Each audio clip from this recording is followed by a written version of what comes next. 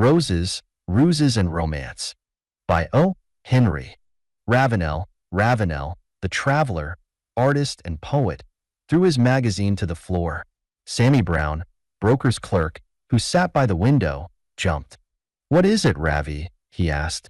"The critic's been hammering your stock down?" "Romance is dead," said Ravenel, lightly. When Ravenel spoke lightly, B was generally serious. He picked up the magazine and fluttered its leaves.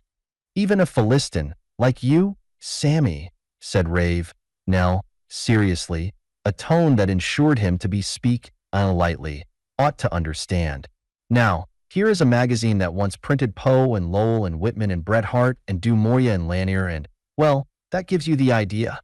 The current number has this literary feast to set before you. An article on the stokers and coal bunkers of battleships, an expose of the methods employed in making liver, worst, a continued story of a standard preferred international baking powder deal in Wall Street, a poem on the bear that the president missed, another story by a young woman who spent a week as a spy making overalls on the East Side, another fiction story that reeks of the garage and a tame make of automobile. Of course, the title contains the words Cupid and chauffeur, an article on naval strategy, illustrated with cuts of the Spanish Armada and the new Staten Island ferry boats. An other story of a political boss who won the love of a Fifth Avenue belle by blackening her eye and refusing to vote for an iniquitous ordinance. It doesn't say whether it was in the street cleaning department or Congress. And 19 pages by the editor's jing about the circulation. The whole thing, Sammy, is an obituary on romance. Sammy Brown sat comfortably in the leather arm chair by the open window. His suit was a vehement brown with visible checks, beautifully matched in shade by the ends of 4 cigars that his vest pocket poorly concealed. Light tan were his shoes, gray his socks, sky blue his apparent linen, snowy and high and adamantine his collar, against which a black turfly had alighted and spread his wings.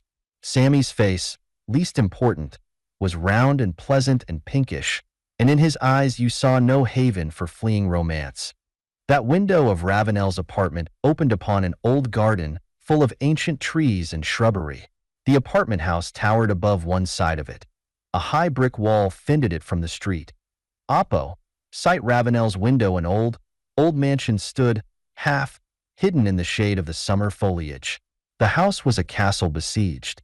The city howled and roared and shrieked and beat upon its double doors and shook white, fluttering checks above the wall, offering terms of surrender. The gray dust settled upon the trees. The siege was pressed hotter, but the drawbridge was not lowered. No further will the language of chivalry serve. Inside lived an old gentleman who loved his home and did not wish to sell it. That is all the romance of the besieged castle. 3 or 4 times every week came Sammy Brown to Ravenel's apartment. He belonged to the Poets Club, for the former Browns had been conspicuous, though Sammy had been vulgarized by business. He had no tears for departed romance. The song of the ticker was the one that reached his heart, and when it came to matters equine and batting scores, he was something of a pink edition. He loved to sit in the leather armchair by Ravenel's window, and Ravenel didn't mind particularly. Sammy seemed to enjoy his talk, and then the broker's clerk was such a perfect embodiment of modernity and the day's sordid practicality that Ravenel rather liked to use him as a scapegoat. "I'll tell you what's the matter with you," said Sammy, with the shrewdness that business had taught him. "The magazine has turned down some of your poetry stunts. That's why you were sore at it. That would be a good guess in Wall Street or in a campaign for the presidency of a woman's club," said Ravenel, quietly. "Now, there is a poem, if you will allow me to call it that, of my own in this number of the magazine." "Read it to me," said Sammy, watching a cloud of pipe smoke he had just blown out the window.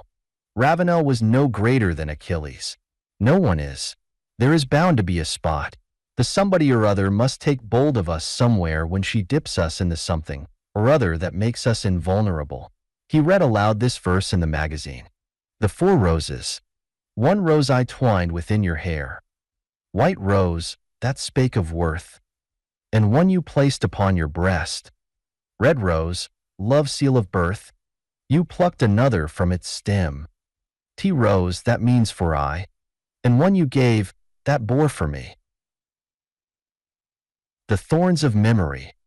That's a crackerjack, said Sammy, admiringly. There are 5 more verses, said Ravenel, tightly sardonic. One naturally pauses at the end of each. Of course. Oh, let's have the rest, old man, shouted Sammy, contritely. I didn't mean to cut you off.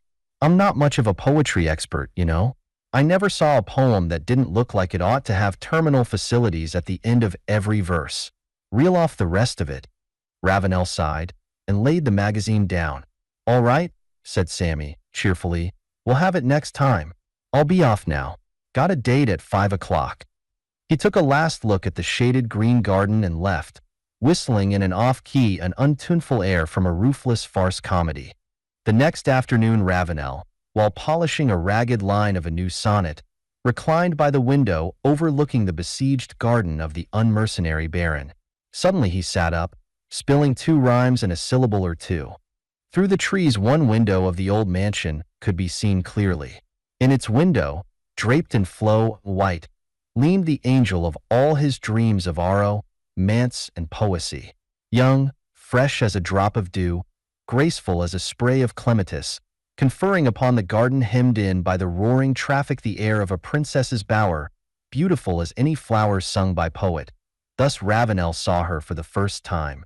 She lingered for a while, and then disappeared within, leaving a few notes of a bird-like ripple of song to reach his entranced ears through the rattle of cabs and the snarling of the electric cars. Thus, as if to challenge the poet's flaunt at aro, manse, and to punish him for his recreancy to the undying spirit of youth and beauty, this vision bad dawned upon him with a thrilling and accusive power. And so metabolic was the power that in an instant the atoms of Ravenel's entire world were redistributed. The laden drays that passed the house in which she lived rumbled a deep double bass to the tune of love. The newsboys' shouts were the notes of singing birds. That garden was the pleasance of the Capulets. The janitor was an ogre, himself a knight, ready with sword, lance, or lute. Thus does romance show herself amid forests of brick and stone when she gets lost in the city, and there has to be sent out a general alarm to find her again. At 4 in the afternoon Ravenel looked out across the garden. In the window of his hopes were set 4 small vases, each containing a great, full-blown rose, red and white. And as he gazed, she leaned above them, shaming them with her loveliness and seeming to direct her eyes pensively toward his own window. And then, as though she had caught his respectful but ardent regard, she melted away, leaving the fragrant emblems on the windowsill. Yes, emblems. He would be unworthy if he had not understood. She had read his poem, The 4 Roses. It had reached her heart, and this was its romantic answer. Of course she must know that Ravenel, the poet, lived there across her garden. His picture, too, she must have seen in the magazines. The delicate, tender, modest, flattering message could not be ignored. Ravenel noticed beside the roses a small flowering pot containing a plant.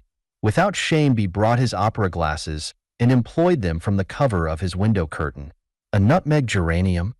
With the true poetic instinct he dragged a book of useless information from his shelves and tore open the leaves at The Language of Flowers. Geranium, nutmeg. I expect a meeting. So, romance never does things by halves. If she comes back to you, she brings gifts and her knitting, and will sit in your chimney corner if you will let her. And now Ravenel smiled. The lover smiles when he thinks he has won. The woman who loves ceases to smile with victory. He ends a battle. She begins hers. What a pretty idea to set the 4 roses in her window for him to see. She must have a sweet, poetic soul. And now to contrive the meeting. A whistling and slamming of doors prelude the coming of Sammy Brown. Ravenel smiled again.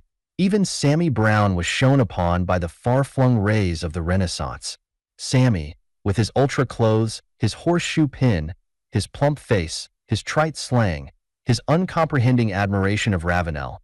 The broker's clerk made an excellent foil to the new, bright, unseen visitor to the poet's somber apartment. Sammy went to his old seat by the window and looked out over the dusty green foliage in the garden. Then he looked at his watch and rose hastily. By grabs, he exclaimed. 20 after 4. I can't stay, old man.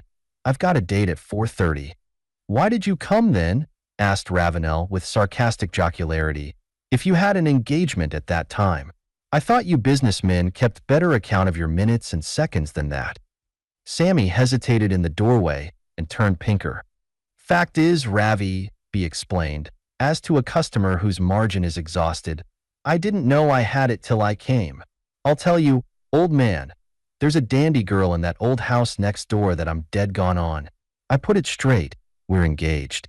The old man says knit, but that don't go. He keeps her pretty close. I can see Edith's window from yours here. She gives me a tip when she's going shopping, and I meet her. It's 4:30 today. Maybe I ought to have explained sooner, but I know it's all right with you. So long. How do you get your tip, as you call it? Asked Ravenel, losing a little spontaneity from his smile. Roses, said Sammy briefly. 4 of 'em today. Means 4 o'clock at the corner of Broadway and 23rd. But the geranium, persisted Ravenel, clutch, eyed at the end of Flying Romance's trailing robe. Means 5:30, shouted Sammy from the hall. See you tomorrow.